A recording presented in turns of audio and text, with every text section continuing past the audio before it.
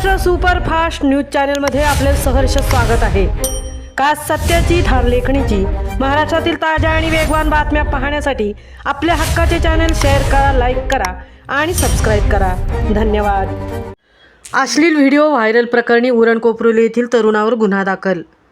उरण तालुक्यात कोपरोली येथे राहणाऱ्या एका 21 वर्षीय तरुणाने प्रेयसीचे अश्लील व्हिडिओ सोशल मीडियावर व्हायरल केल्याची धक्कादायक घटना उघडकीस आली आहे।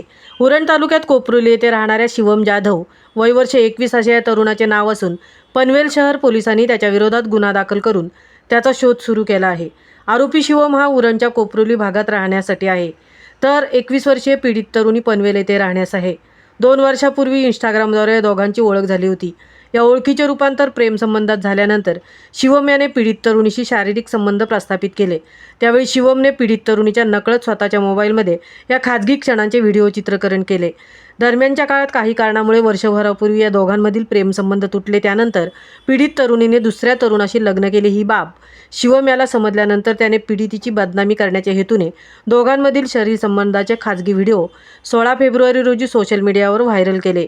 तसेच पीडित तरुणीच्या परिचयातील तरुणाला व्हॉट्सअपवर देखील पाठवून दिले। त्यानंतर शिवम याने खाजगी व्हिडिओ व्हायरल केल्याचे तिच्या लक्षात आल्यानंतर पीडितेने पनवेल शहर पोलीस ठाण्यात तक्रार दाखल केली। सदर व्हिडिओ उरण तालुक्यात सर्वत्र मोठ्या प्रमाणात व्हायरल झाल्याने एकच खळबळ उडाली आहे। महाराष्ट्र सुपरफास्टसाठी विठ्ठल ममताबदेसह तृप्ती भोईर, उरण।